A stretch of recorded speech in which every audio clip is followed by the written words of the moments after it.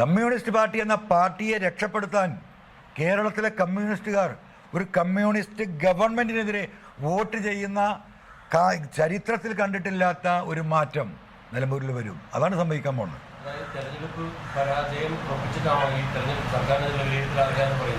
എന്ത് സംശയം? സർക്കാരിനെതിരെ മുഖ്യമന്ത്രിയുടെ ഒന്ന് പോയി ചോദിക്കൂ. സർക്കാരിനെതിരെയുള്ള വിലയിരുത്തൽ തന്നെയല്ലേ ഓരോ തെരഞ്ഞെടുപ്പുകളും. പിന്നെന്താ വേറെ അളവുകോലുണ്ടോ? നമ്മൾ മീറ്റർ വെച്ചിട്ടാണ് അളക്കുക? ഒരളവുകോലും ഇല്ലല്ലോ. ഒരു ഗവൺമെന്റിന് അളക്കൽ എങ്ങനെയാ? ജനങ്ങളുടെ പ്രതികരണവും ആ പ്രതികരണത്തിന്റെ വസ്തുത വളരെ ക്ലിയർ ആവുന്ന എപ്പോഴാ? ആ വോട്ടിംഗ് പാറ്റേൺ, ആ പെട്ടി അത് എണ്ണുമ്പോഴാണ്. അപ്പോൾ പിന്നെ അതല്ല എന്ന് പറയുന്നത് പിന്നെ എന്തിനാ അവർ തെരഞ്ഞെടുപ്പെന്ന് വരുന്നത്? അപ്പോൾ നിലമ്പൂരിലൊരു സ്ഥാനാർത്ഥിയെ കിട്ടാണ്ടോ? നിങ്ങൾ അന്വേഷിക്കൂ. നിങ്ങൾ തന്നെ അറിയാലോ. നിങ്ങളൊക്കെ ഇരുട്ട് തപ്പ് തന്നെയല്ലേ? ഒരു സ്ഥാനാർത്ഥിയെ ഒരു ഭാഗത്ത് പറയുന്ന അൻവർ പോയിട്ട് ചുക്കും നടന്നിട്ടില്ല, മറുഭാഗത്ത് അവിടെ ഒരു സ്ഥാനാർത്ഥിയെ നിർത്താൻ പോലും അവർക്ക് സാധിക്കുന്നില്ല. ഒരു സ്ഥാനാർത്ഥിയെ കണ്ടെത്താൻ കഴിയുന്നില്ല. അരിവാൾ ചുറ്റിക നക്ഷത്രത്തിൽ ഒരു സഖാവിനെ നിർത്താൻ ശേഷിയില്ലാത്ത പാർട്ടിയായി മാറിയില്ലേ? ഈ കണ്ട അണ്ടൻ്റെയും അടകോടൻ്റെ അടുത്തൊക്കെ പോവല്ലേ? പണ്ട് നമ്മളെ തമിഴന്മാർ ഇതിലെങ്ങനെ നടത്തിയിരുന്നില്ല? നിങ്ങൾക്ക് അറിയില്ലേ? എന്തായിരുന്നു? അമ്മി കൊത്താനുണ്ടോ? ഇപ്പം നാട് മുഴുവൻ നടന്ന് വാതിലിനെ മുട്ടുകയാണ് CPM. സ്ഥാനാർത്ഥിയാവാൻ പറ്റുമോ എന്ന് ചോദിച്ചിട്ട്. എന്ന് തുടങ്ങി ഈ ഒരു ഗതികേട്. എന്നിട്ടാണ് TPയെ പോലെ ഇരിക്കുന്ന ആൾ പറയുന്നത് ഇത് ഭരണത്തിൻ്റെ വിലയിരുത്തലാവില്ല, അൻവർ പോയിട്ടൊന്നും ചുക്കും സംഭവിച്ചിട്ടില്ല. ആയിക്കോട്ടെ, അൻവർ പോയിട്ട് ചുക്കും സംഭവിക്കണ്ട. സംഭവിച്ചത് ജനങ്ങൾക്കറിയാലോ. ഇനി എന്താണ് സംഭവിക്കാൻ പോകുന്നത്? ഇത് അൻവറിൻ്റെ വലിപ്പമൊന്നുമില്ല. അൻവർ പറഞ്ഞത് കേരളത്തിലെ ജനങ്ങളുടെ മനസ്സാണ്, ജനങ്ങൾ അനുഭവിച്ച വിഷയങ്ങളാണ്.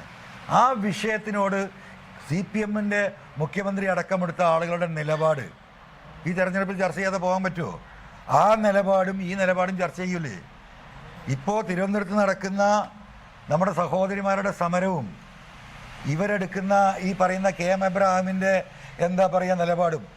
ഇപ്പോൾ പോലീസിലെ പരീക്ഷ എഴുതിയിരിക്കുന്ന എത്ര കുട്ടികളാണ്?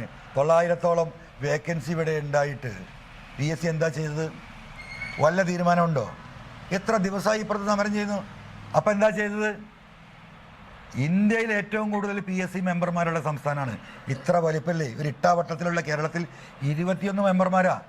ഇന്ത്യയിലെ ഏറ്റവും വലിയ സംസ്ഥാനമായ UPയിൽ 6 ആളാണ്. കേരളത്തിൻ്റെ ഇരട്ടിയുള്ള തമിഴ്നാട്ടിൽ 5 പേരാണ്. കേരളത്തിൻ്റെ ഇരട്ടിയിലധികമുള്ള തമിഴ്നാട്ടിൽ 7 പേരാണ് എന്ത് PSC മെമ്പർമാർ. അവരുടെയൊക്കെ ശമ്പളം എത്ര അറിയാം നിങ്ങൾ?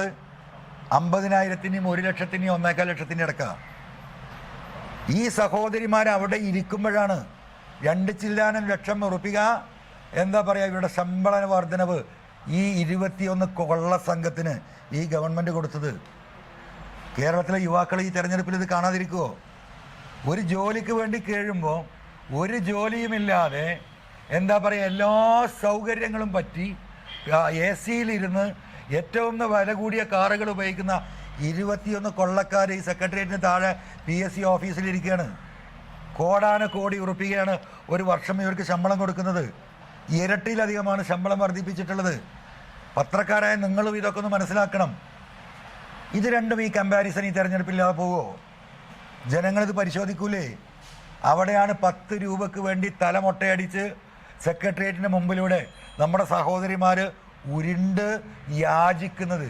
ഇത് കേരളം ചർച്ച ചെയ്യും, അത് നിലമ്പൂരിൽ കാണും. അത് തന്നെ പറയുന്നത് ഈ ഗവൺമെൻറ്റിനെതിരെയുള്ള അതിശക്തമായ വിധിയെഴുത്തായിരിക്കും നിലമ്പൂർ എന്ന കാര്യത്തിൽ തർക്കമില്ല.